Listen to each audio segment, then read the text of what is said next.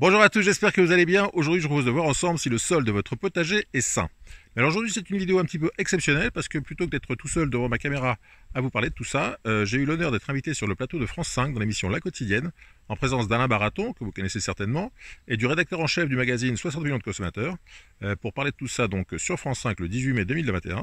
Et si vous avez raté cette émission, je vous propose de voir ça tout de suite. C'est parti. Sur un balcon ou dans un jardin, quel bonheur de pouvoir manger ses tomates, ses salades, son basilic.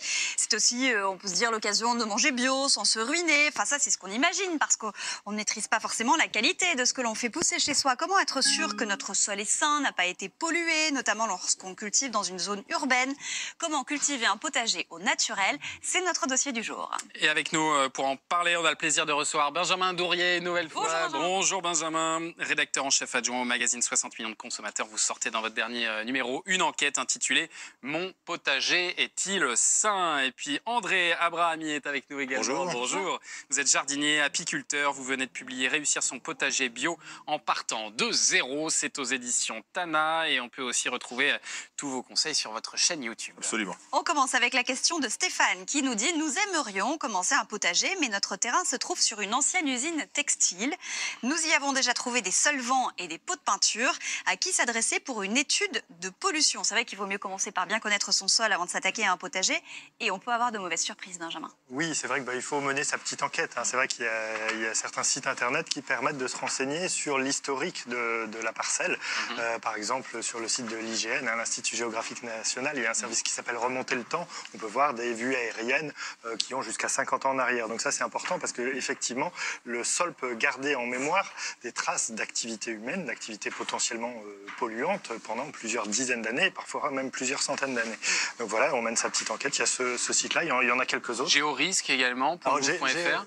Géorisque, oui, ça c'est un site officiel qui recense tous les risques liés à votre commune. Et parmi ces risques, il peut y avoir justement la présence d'anciens sites industriels, qui donc ne sont plus là, mais qui peuvent avoir laissé des traces dans le sol. Donc ça, si c'est le cas, ça va être indiqué sur ce site-là, qui est un site officiel. Et le dernier qu'on a inscrit à l'écran, c'est JSOL. Alors là, c'est un site qui recense un peu toutes les analyses de sol qui ont pu être faites un peu partout en France. Et donc, ça permet de connaître, y compris certaines contaminations qui peuvent être d'origine naturelle, liées à la nature géologique du sol. Et ça peut, il peut y avoir des traces de certains éléments dans le sol. Après, on peut peut-être entreprendre des analyses, demander à réaliser des analyses de son sol. J'imagine que ça coûte un peu cher. Oui, effectivement, ça coûte un peu d'argent. Donc, il faut voir si on est prêt à investir pour avoir l'esprit tranquille. Donc, déjà, il faut trouver un laboratoire parce qu'il n'y en a pas à tous les coins de rue. Ça se trouve quand même des laboratoires spécialisés. Grosso modo, les analyses, c'est facturé entre 100 et 400 euros. Ça dépend des polluants qu'on recherche. Si c'est des métaux lourds, on est plutôt de l'ordre de 100, 150 euros pour l'analyse. Si on est sur des polluants du type dioxine qu'on va rechercher dans le sol, on est plutôt sur 300, 400 euros. Donc ça commence à monter. Oui, mais alors au-delà de ces analyses, de toute façon, c'est important, c'est très important même de connaître la nature de son sol quand on veut se lancer dans la fabrication d'un potager. Absolument, oui, parce qu'il y a différents types de sols. Il y a des sols argileux, des sols sableux. Et en fonction du sol dont on dispose, on peut plus ou moins facilement cultiver telle ou telle espèce de légumes. Sol argileux, sableux, limoneux aussi? Oui, alors c'est l'intermédiaire. Un sol argileux, c'est un sol très collant. C'est le sol où quand il pleut et qu'on va au jardin, on vient avec les chaussures pleines de gadou. Oui. C'est un sol qui n'est pas toujours très facile. Le sol sableux, c'est l'inverse. C'est un sol très drainant, où on va être obligé d'arroser, même après des fortes pluies, on va devoir arroser dès le lendemain. Et puis le limoneux, c'est l'intermédiaire, et c'est parfait parce qu'on a à la fois des nutriments avec le côté argileux, le côté drainant et souple avec le sable. Et donc, quand on a un sol limoneux, c'est bonheur. C'est celui sur lequel on pourra cultiver le plus de fruits et légumes possible. Comment est-ce qu'on fait pour savoir ce qu'on a? Alors, il y a des tests. On peut faire des tests. Il y a le fameux test de la boulette. On prend une boulette de terre dans la main, et puis on la malaxe, et puis on voit si elle reste très compacte. C'est de l'argile, donc c'est pas évident. Si elle se délite complètement, là c'est du sable, c'est l'effet château de sable. Et puis si elle est entre les deux, c'est-à-dire elle se tient un peu, mais moi j'appelle ça la terre couscous. Si elle est un peu souple, et voilà, on sait que les racines pourront se frayer un chemin facilement, et ça se passera très bien.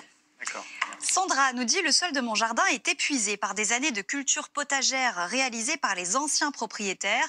Comment le nourrir et l'améliorer sans passer par des produits chimiques? Je crois que c'était le cas, vous, quand vous vous êtes lancé, non? Oui, alors les années d'épuisement, normalement un bon jardinier, il va chaque année apporter au sol les éléments qu'il lui a prélevés. Parce que quand vous allez récolter vos carottes, vos tomates, vos pommes de terre, vous exportez des nutriments du sol. Et normalement, chaque automne, vous devez amener du fumier, du compost, enfin de la matière organique, pour compenser ce que vous avez exporté. Donc effectivement, si vous avez un ancien propriétaire qui pendant des années essaie de cultiver, d'abord il a dû avoir des récoltes de plus en plus faibles, parce que même si vous avez un bon sol au départ, la première année ça va donner bien, la deuxième année un petit peu moins bien, et puis au bout de 3-4 ans, si vous apportez pas d'amendement, vous allez avoir des récoltes de plus en plus faibles. Donc ce qu'il faut faire pour cette personne, c'est effectivement qu'elle trouve alors soit du fumier, si vous êtes à la campagne, c'est assez facile de trouver du fumier chez des éleveurs, soit du crottin de cheval, si vous êtes près de centres équestres, il y a beaucoup de centres équestres un peu partout en France, donc récupérer du crottin de cheval, ça peut être très bien. Après on trouve du compost dans tout ce qui est déchetterie, alors soit on fait son propre compost, c'est évidemment recommandé, mais si on a un potager un peu grand, on n'a pas toujours les ressources suffisantes pour mettre du compost sur tout son potager, et dans ce cas-là on peut trouver dans les déchetteries du compost qui est vendu ou parfois donné pour pas très cher. D'accord, ça se trouve facilement le compost partout comme ça? Oui, il suffit de contacter sa mairie, de demander où se trouve la déchetterie. Et il y a beaucoup de déchetteries qui, comme elles récupèrent des déchets verts des gens qui amènent leurs déchets verts à la déchetterie, le compost et proposent ensuite le compost aux gens. Et on parle aussi parfois de la cendre ou de l'urine. C'est des choses intéressantes pour le sol? Il faut être prudent parce qu'on parle souvent de tout et de n'importe rien. On est même parfois dans l'anecdote. On parle de plus en plus, c'est une mode du marc de café. Oui, il a un petit côté énergisant. Non, c'est pas non plus l'affaire du siècle. L'urine, oui, mais si on fait tous les jours ses besoins au même endroit, on aura peut-être un potager riche en quelques éléments, mais qui va rapidement empester. Non, on revient à ce que vous disiez, il faut tous les ans simplement rendre à la terre ce qu'on lui a emprunté et se rappeler la rotation des cultures. C'est c'est le secret du bon potager. N'épuisons pas la terre. Changer d'année en année, notre dans culture. tous les potagers, tous ceux qui nous regardent et qui ont un potager depuis 15, 20, 40 ans, il est toujours aussi productif. Tous les ans, on ramasse les feuilles, on fait le bon vieux terreau et on les pend, donc c'est simple. À l'automne, on disait c'est à ce moment-là qu'on va redonner à la terre ce qu'on lui a emprunté avant de pouvoir de nouveau... Et puis juste une petite phrase, on laisse la terre aussi se reposer. Et il existe par exemple les engrais verts. On récupère un potager, on veut créer vraiment un lieu de culture. Et bien sûr, on a un petit peu de temps, on sème de la bonne vieille luzerne, c'est vert, c'est joli, on l'enfouit en la bêchant. Hop, c'est de l'engrais, ça coûte pratiquement rien et c'est très naturel. Et si ma terre est pas terrible, je peux aussi directement rajouter de la terre végétale, ce qu'on dit là. Oui, alors c'est pas donné d'acheter de la terre si on a une surface un peu grande, ça fait beaucoup de quantité, donc c'est faisable. Toujours par rapport à l'engrais vert, je voudrais revenir là-dessus, il y a beaucoup de gens qui tournent leur gazon et qui amènent leur gazon en déchetterie parce qu'ils considèrent que c'est un déchet. Le gazon, ça peut être un déchet, ça peut être un engrais vert puisque c'est une matière très azotée. Donc plutôt que d'aller faire des sacs, les amener à la déchetterie où on fait des allers-retours, enfin ça prend du temps, etc. Le gazon peut tout à fait servir de paillage en mettant une fine couche parce que sinon ça se putréfie. Faut pas en mettre trop, une petite couche de 3-4 cm de gazon tondu sur ces cultures, ça va se décomposer doucement et apporter des nutriments au sol et puis ça vous évite de faire des allers-retours à la déchetterie. C'est ça. Eva nous dit: dans ma région, les sols sont naturellement gorgés de plomb, mais nous mangeons tout de même les légumes du jardin. Est-ce dangereux? Alors, il faudrait savoir à quel niveau effectivement le sol est contaminé et puis qu'est-ce qui passe exactement dans les légumes. Parce que c'est vrai que des métaux lourds qui peuvent être d'origine naturelle ne sont pas forcément assimilés aussi facilement par les plantes, ce qui est plutôt une bonne chose si les plantes les assimilent. Mais là, pour le coup, ça vaut peut-être le coup de faire des analyses. Ça mérite peut-être de faire une analyse pour éviter effectivement de s'intoxiquer. Parce qu'il y a des seuils, j'imagine. Alors, pour les sols, non, de façon surprenante, il n'y a pas vraiment de seuil réglementaire. Ce qui ne veut pas dire qu'il faut se fermer les yeux sur une contamination possible, mais il n'y a pas vraiment de seuil réglementaire. Mais en revanche, on peut se passer de cultiver certains légumes. Je crois qu'il y en a qui sont plus ou moins sensibles aux polluants, les légumes. Oui. Alors juste un petit détail à propos de contamination, comme avec le plomb par exemple. La menthe aquatique est une plante qui va naturellement dépolluer. Je ne dis pas qu'on va manger après la plante, mais elle est très actuellement, elle intéresse beaucoup l'industrie pour dépolluer les sols. Je crois qu'on n'a pas trouvé mieux qu'une plante pour dépolluer le sol, mais là, là, on n'est pas dans le rôle du potager. Je ne dis pas qu'une plante qui dépollue va être mangée. Ça, c'est un autre problème. Est-ce que c'est vrai que les tomates ou les choux, par exemple, sont plus sensibles à certains polluants? Effectivement, visiblement, en tout cas, c'est ce que disent les spécialistes. Pour une contamination métaux lourds, il n'y a pas trop de soucis si vous mettez des tomates, des courgettes. Ça pose pas trop de soucis, contrairement à la menthe. Alors on la met pour qu'elle pompe les polluants du sol, mais surtout, on ne la consomme pas. On dit aussi que les plantes comme le maïs ou le chanvre peuvent aussi pomper les contaminants au sol. Oui, ça c'est vrai. Par contre, la durée pour dépolluer peut être extrêmement lente. C'est vrai qu'il y a certains spécialistes qui disent que pour certains polluants, il faut 50 ans. Donc, il ne faut pas penser que vous allez planter ça et puis l'année prochaine, c'est bon, le sol est débarrassé de tous ces contaminants. Ça peut être un peu plus long. Ouais, après, il reste une dernière solution. Si vraiment notre sol est pollué, c'est la culture hors sol. Absolument. Alors juste une petite chose, si on met des plantes dépolluantes, il faut évidemment pas les mettre au compost ensuite, puisque le but de parce que les gens pourraient se dire j'ai des plantes, je vais les mettre sur le compost. Si on récupère et que le remet, bon, rien injecte, donc c'est important. Après, effectivement, la solution c'est la culture au sol, c'est-à-dire avec des bacs qui sont très à la mode aujourd'hui, des petits bacs potagers. Voilà, on va les déposer sur le sol, remplir avec de la bonne terre. Donc là, c'est le moment d'acheter de la terre végétale ou des sacs de terreau. Et dans ce cas-là, on pourra cultiver dans de la terre dont on sera à peu près sûr qu'elle est aux normes. Et là, on peut tout cultiver. Oui. A priori, oui. À condition du coup de mettre un voile géotextile, j'imagine en fond, enfin une couche pour séparer la terre. Tout dépendra des légumes. Il y a certains légumes qui vont aller à 10-15 cm de profondeur, donc qui vont rester entièrement dans le bac. D'autres qui vont planter leurs racines un peu plus profond. Donc là, on a des risques que ça descende un peu plus bas. Donc il faudra gérer ça en fonction de Après, on peut monter aussi la hauteur du bac. On peut faire des bacs certaines personnes, pour des questions de mobilité, montent les bacs à 60-80. Et là, bon, ça implique d'avoir plus de terre, mais on est sûr qu'on est que dans du terreau. Et pas de souci. Après, il faut faire attention peut-être de ne pas accumuler trop de culture dans ces bacs-là, parce que... Alors, chaque plante a ses distances de culture. Si vous mettez un plant de courgette, c'est 1 mètre carré, parce que ça fait beaucoup de feuilles, donc c'est 1 mètre carré par plant. Si vous mettez des radis ou des salades, une salade, c'est 30 par 30. Donc après, tout dépend de la culture que vous allez faire. C'est un autre avantage, c'est qu'on n'a pas de problème, enfin un peu moins de problèmes, j'imagine, avec les petites bêtes, les limaces, tout ça, quand on est en hauteur, non? Alors, pas forcément, parce que les limaces, par exemple, le petite surface bois qui reste toujours humide, elles vont aimer aller se coller sur les bords, et puis la nuit venue, dès qu'il y a une bonne pluie, aller se grignoter les légumes. D'accord. La taupe, je confirme, à moins qu'elle soit équipée d'une perceuse, je la vois difficilement faire de la barre. C'est compliqué. Moi, pour ma part, j'ai mis des bacs en galva, en acier galvanisé. Et alors, il y a une espèce de baguette qui ourle tout le bac, justement, qui est un anti-limace, parce que la pauvre est obligée de faire tchic, tchic, tchic, comme ça, elle n'y arrive pas. Voilà. Donc, ça fait longtemps que tu as un potager, Nathalie? Ça fait très longtemps que j'en rêve. J'ai commencé cette année, mais j'ai mis 2 mois à aller ramasser du bois mort dans la forêt, des feuilles, des choses comme ça, parce que je n'avais rien. Et en fait, c'est toute une histoire à préparer. Il faut mettre du sec, de l'humide. Alors, l'histoire du bois mort, il faut se méfier, parce que ça, on lit beaucoup sur Internet qu'il faut enfouir du bois. Enfouir les matières organiques, c'est pas toujours une bonne idée, c'est même souvent une mauvaise idée, parce que les matières organiques, pour se décomposer, elles ont besoin d'air. Et si vous enterrez des bouts de bois, comme souvent dans le milieu permacole, en terre de permaculture, on vous dit enterrer des bouts de bois, ça peut mal se passer. Ah bah zut alors. Je suis embêtée pendant 2 mois. Heureux de vous l'entendre dire. On nous parle tout le temps de la culture en lasagne. Je l'ai pas enterré. Il y a une telle mode aujourd'hui, et c'est heureux du potager, qu'on dit tout et presque n'importe quoi. Alors, la technique dont on parle actuellement, on l'appelle scientifiquement le BRF, bois raméal fragmenté. Il paraît que c'est extraordinaire. Moi, j'ai un petit côté un peu vieux réac. Si c'était aussi extraordinaire que cela, on le ferait, nous, à Versailles, depuis longtemps. Donc, il est vrai. Mais oui, le lieu du potager, la Quintilie, depuis Louis XIV. Il y a avoir des innovations ailleurs. Il y a de l'innovation, mais de temps en temps, la bonne vieille technique ancienne. On parlait tout à l'heure de la cendre et des limaces. Tu entoures ton potager d'un petit peu de cendre de la cheminée. 1, tu débarrasses ta cheminée. 2, tu empêches la limace de progresser. 3, tu amendes le sol. Elle est pas belle, la vie? Mais je n'ai pas de cheminée déjà. Et d'une, je t'avais averti que je faisais mon potager. Tu ne m'as pas donné de conseils. À part maintenant de me dire que j'ai fait toute la terre. Laissez-vous discuter tranquille. On va plus nous répondre. Quel mufle alors. Marqué de rien du tout. Oui. Xavier, c'est un sketch. Xavier nous dit, j'ai planté quelques aromatiques dans des bacs sur ma terrasse, mais je n'ose pas cuisiner avec, car j'habite en ville et c'est très pollué. Est-ce qu'il y a plus de risques à consommer des aromatiques comme ça cultivés et d'autres choses cultivées en zone urbaine? Alors, il y a eu des études qui ont été faites et elles ne sont pas alarmantes, contrairement à ce qu'on pourrait penser. Alors, c'est vrai qu'il y a des polluants par l'atmosphère qui peuvent arriver, mais d'une part, c'est vrai qu'il y a des polluants qui vont se déposer, mais pas forcément imprégner les légumes. Donc dans ce cas-là, c'est facile, hein. On rince, on épluche et puis voilà, c'est réglé. C'est peut-être plus compliqué avec les fines herbes où là, effectivement, c'est tellement petit que c'est difficile de débarrasser des polluants.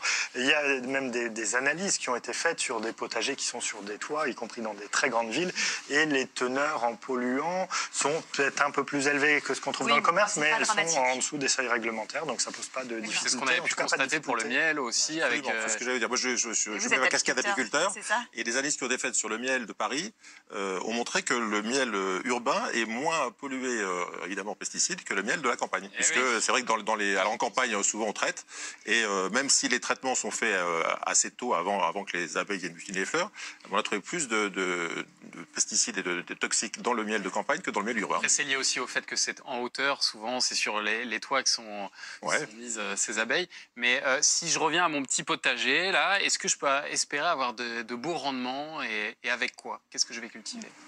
Alors, tout dépend de l'espace dont vous disposez. Si vous avez un petit balcon, vous êtes un petit peu limité parce que vous allez avoir des petits contenants. Donc, ça va être des choses comme des radis, des salades, des fraises, des aromatiques. Hein. Je vois qu'il y a de la ciboulette, du basilic, tout ça, de la menthe, tout ça, c'est cultivable en pot assez facilement. Si on agrandit un peu, on va sur une terrasse maintenant. Alors, sur une terrasse, si vous avez de quoi mettre des pots assez conséquents, on va dire un minimum de 30 par 30 ou 40 par 40, vous allez commencer à pouvoir cultiver des tomates, des poivrons, des aubergines. Là, il n'y a pas de souci.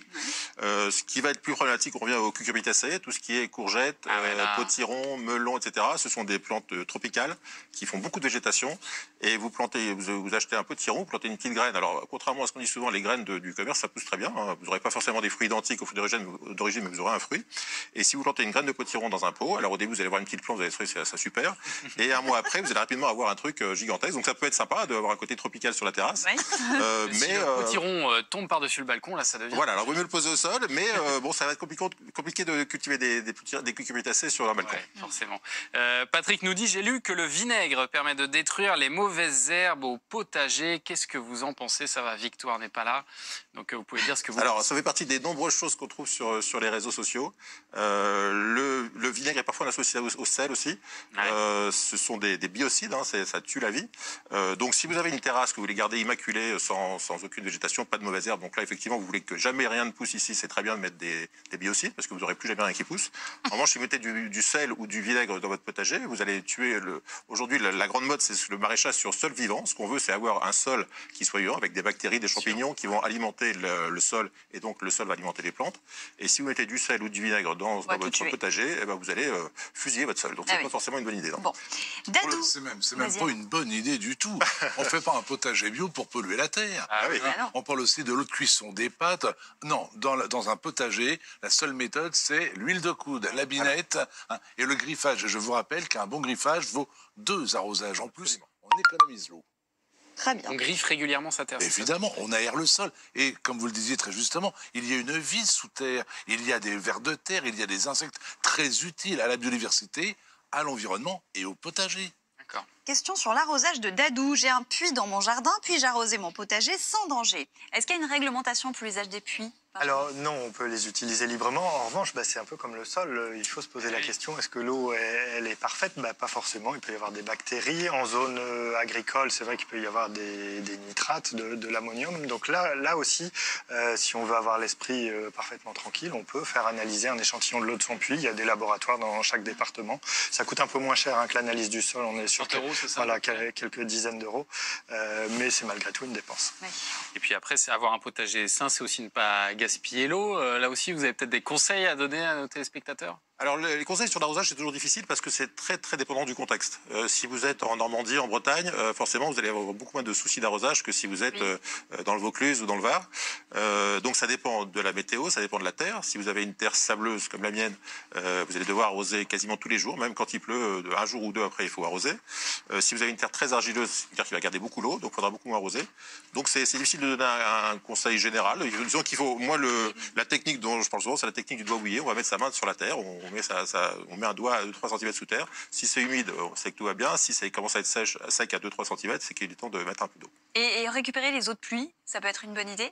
Pourquoi pas, bien sûr, hein, ça évite de dépenser de l'eau et de la payer. Par contre, il faut faire attention dans quoi on la met. Hein. On la met pas dans des vieux pots de peinture parce que si on a un grand bidon dans lequel on récupère l'eau de pluie, il faut faire attention parce qu'il peut y avoir des polluants qui sont dans l'eau qui vont sédimenter, qui vont être au fond. Ah oui. Donc si on a une ouverture par le bas, et ben on fait un peu couler avant d'utiliser l'eau, tout simplement. Et on met un petit grillage au-dessus pour éviter que les oiseaux ne se noient. Et petit truc pour éviter que l'eau ne croupisse, on met du charbon de bois. C'est tout bête, mais c'est efficace. Et on couvre pour éviter que les moustiques aillent se mettre dedans et se prolifèrent. C'est du boulot, le potager. D'autant qu'il peut y avoir des maladies aussi qui peuvent se développer. T'en as eu déjà? Ah ben non, j'attends d'avoir... T'attends tes premiers pucerons. Non, mais quand on parle, quand les paysans parlent, ils ont toujours l'œil de la mouche, je sais pas quoi, enfin des tas de maladies. Ça affecte tous les légumes. Je crois que tous les légumes sont fragiles et réceptifs. Chaque espèce a ses parasites, ses ravageurs. On s'en sort dans ces cas-là. Alors, c'est fichu, il faut arracher. Alors, tout dépend des espèces, tout dépend des maladies. Il y a, comme je disais, il y a chaque culture a ses problèmes. Ouais. Alors, il y a des cultures qui sont assez tranquilles. Par exemple, si vous semez des laitues, une laitue, a priori, ça n'a pas besoin d'une terre très riche, ça n'a pas besoin de beaucoup de traitement. Donc, bon, à part que peut-être quelques limaces qui vont les grignoter les feuilles, il n'y a pas de souci. Il y a d'autres cultures. La tomate, par exemple, craint le mildiou. Alors, le mildiou, c'est une maladie cryptogamique, c'est-à-dire une maladie d'un champignon qui se développe sur les feuilles et qui va aller vous faire transformer vos tomates en choses marron, pas très appétissantes. C'est pour ça qu'il ne faut pas arroser les feuilles des tomates? Voilà, on arrose pas on arrose au pied pour éviter, parce que le champignon a besoin d'humidité pour se développer. Et si vous arrosez au pied, il y a moins d'humidité sur les feuilles et donc le champignon se développera plus lentement. Mais encore une fois, chaque culture a ses... Oui, et puis l'arrosage régulier. Ça ne te viendrait pas à l'esprit, Thomas, de boire maintenant 15 litres d'eau et de plus une goutte pendant quelques jours. Le jardin, c'est la même chose. Il y a une maladie qu'on trouve souvent sur les tomates. Le mot n'est pas joli, c'est la maladie du cul noir. C'est-à-dire qu'une partie est champignonnée, vraiment c'est dû à un stress hydrique. Si la tomate était arrosée régulièrement, il n'y aurait pas ce problème, ou moins ce problème. Mais de temps en temps, mais c'est on quoi arrose. régulièrement? Enfin, tu vois, sur régulièrement, on le sent petit à petit. Ah ben non, justement, ça vient avec le temps. Ça vient avec le temps. Merci. Alors, les spécialistes du bonsaï au Japon disent qu'il faut 10 ans pour savoir arroser un bonsaï. Donc, c'est pas gagné. Voilà, on a pris 20 minutes là, donc ça va être un peu juste, j'ai l'impression. Et ce qui est très important pour un potager, on analyse la terre, on analyse le soleil, et puis on apprend les plantes. La tomate est originaire du Mexique, ça donne quand même quelques indications sur les besoins en eau. On se renseigne sur les distances à respecter, et quand tu penses aux petites mouches, tu te dis si elles viennent, pourquoi viennent-elles, et comment faire au moins pour les tenir à distance. Je ne vois pas de fève, par exemple, ici. La fève est un légume qui attire tous les pucerons noirs de la terre. On en plante quelques pieds dans le jardin, ils vont tous... À l'opposé, évidemment. Et les capucines? La même chose. Ah, tu vois. Pareil, très bien. Très bien. J'ai acheté des graines de capucine. Il faut expérimenter parce que rien ne remplace l'expérience. On le voit avec vous et puis on a le droit aux échecs. Absolument. Et c'est comme ça qu'on progresse. Et ils sont nombreux. Et oui. Merci beaucoup à tous les deux. Merci à Marine Le Noël qui nous a aidé à préparer ce dossier. On va repasser. Voilà, j'espère que cette séquence vous aura plu. C'est pas tous les jours qu'on me voit maquillé, rasé, avec une chemise, donc j'espère que ça vous a plu. Si vous voulez en savoir plus sur le potager, je vous invite évidemment à aller jeter un œil sur mon livre Réussir son potager bio en partant de zéro aux éditions Tada. Si vous voulez le commander en ligne, je vous ai mis un lien dans la description de cette vidéo. Et puis si cette vidéo vous a plu, n'hésitez pas à mettre un petit pouce bleu. Si vous avez des questions, des commentaires, c'est juste en dessous. Et puis si vous n'êtes toujours pas abonné, je compte sur vous pour nous rejoindre très vite. À très bientôt pour de nouvelles aventures. Bye bye.